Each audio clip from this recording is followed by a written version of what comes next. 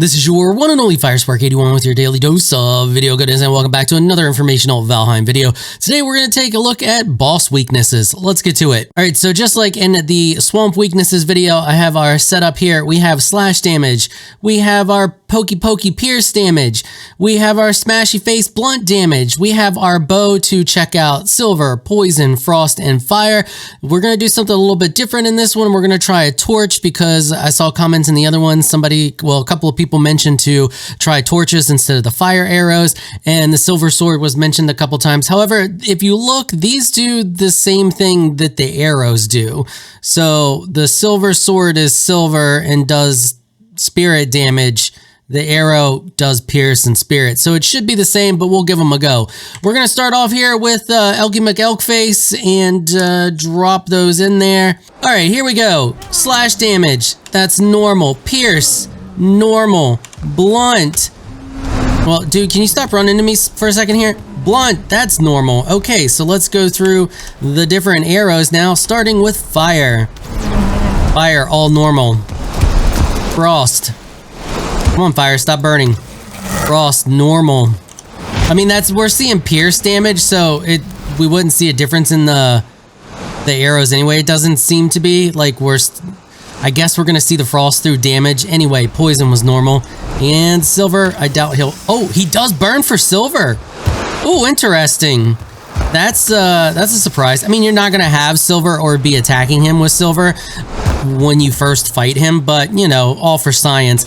Silver sword, yep, there we go. And then let's start off with let's swap over to the torch. And torch, we're seeing pretty much what I would expect, normal. Moving on to the elder.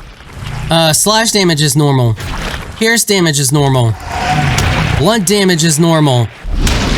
Torch, oh, when we hit him with the torch, it's showing up as a weakness. Yeah, so fire damage, weakness. So I wonder if the arrows will show up like that, or if the color will get overridden by pierce damage.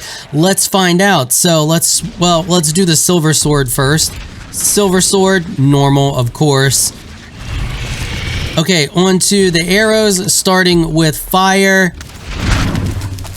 So, of course, we hit and the pierce damage shows up white, and then the damage over time shows up white. Frost arrows. Yep, frost arrows. Okay, on to poison. Yeah, poison's relatively low, and he's immune to the damage over time effect. And then he's immune to the silver effect as well. All right, on to everybody's favorite dragon. Slash damage, normal. Come here, dragon, I'm trying to hit you. Pierce damage, normal. Blunt damage is normal. All right, let's try the silver sword. Decent damage with the silver sword. However, the dragon does not burn for damage over time from the silver. All right, let's go on to the torch. And for some reason, I struggle with equipping the torch properly. Okay, there we go. Let's hit him with Oh, we got yellow numbers on a hit there. I'm gonna say that means we got a weakness to fire here. 100%. When we hit, we're getting yellow numbers pop up. So, weak towards fire. Okay, let's move on to the bow. Hit with the fire arrow. So we're gonna see the damage over time, but we're not gonna see that initial because it's getting overridden by the pierce damage. Okay, moving on to frost. Frost, yep, pretty much what we would expect there. And then poison. Okay, not immune to poison, and we already know that from the silver sword, but we're gonna shoot with the silver arrow. Yeah, pretty much what you would expect, and all normal, but definitely a weakness to fire. All right, now we have the Bonemass. So slash damage. That's some great numbers there. So resistant to slash damage.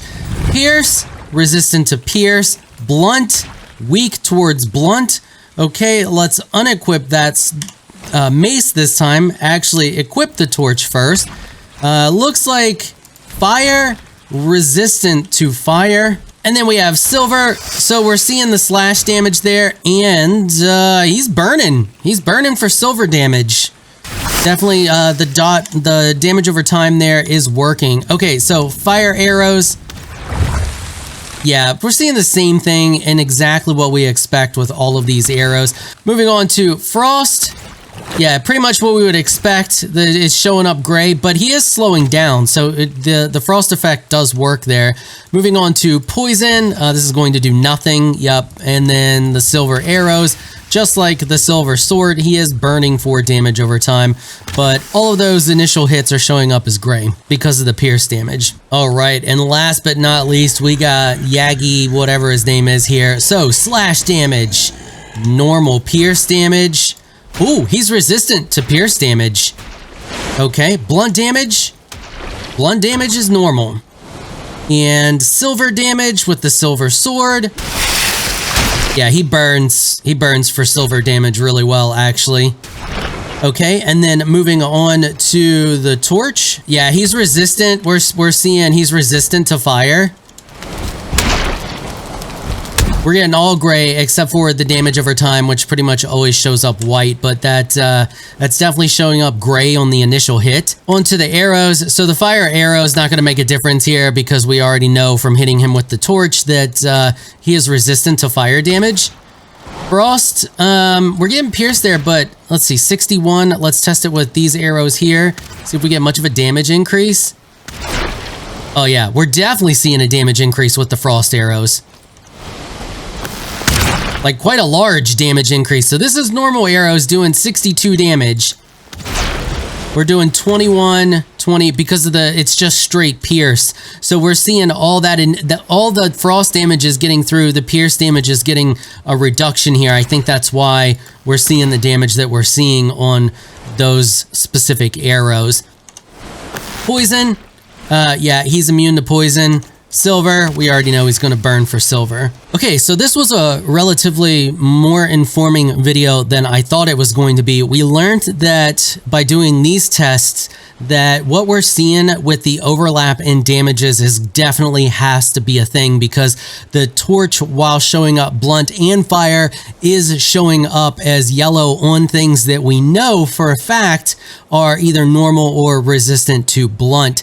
And then we're getting that increase or that yellow number to show up for the fire damage on the torch. So if you want to test anything to see if it is weak to fire, you want to hit it with a torch and that's going to let you know. For some reason, it's not, the blunt damage is not overriding the fire damage and the fire damage is showing up first.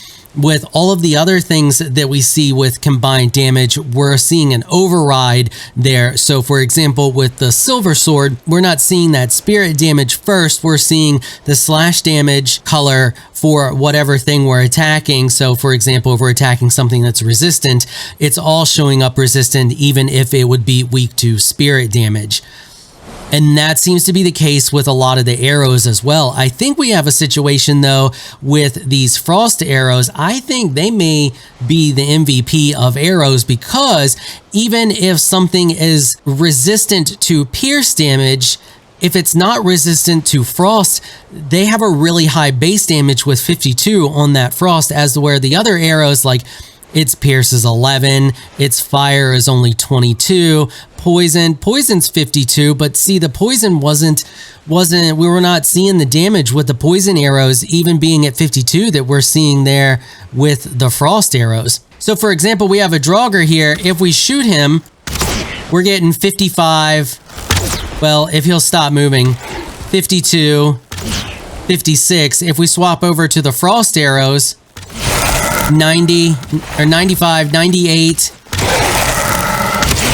102, 95, 96, 104, 107, 95. So we see a big increase there, and that seems to be the case with a lot of different things with these frost arrows. Now, if we look at the damage, once again, 26 pierce, 52 poison, 26 pierce, 52 frost. But it seems like they always seem to do a lot more damage to things than the other arrows. Same as when we're attacking something with the silver arrows and they have 52 pierce and 20 spirit. Strange, I don't know, but we definitely learned how to test for fire damage now using the torch. And to those of you who gave me the tip on using the torch, thank you so very much for that. That is going to be super helpful moving forward in these damage tests and be extremely informational for us. All right, that is going to wrap it up for this episode. If you like what you saw, consider hitting that sub button. I want to give a big thank you to my patrons for making this episode possible. Y'all are absolutely amazing people. If you'd like to join my Elite Career Patreon supporters, please check out the link in the description below. If you enjoyed this video, please leave a comment down below. Let me know what you thought. If you're shy, you don't like to comment, just hit that thumbs up button and show your support. Until next time, thanks for watching.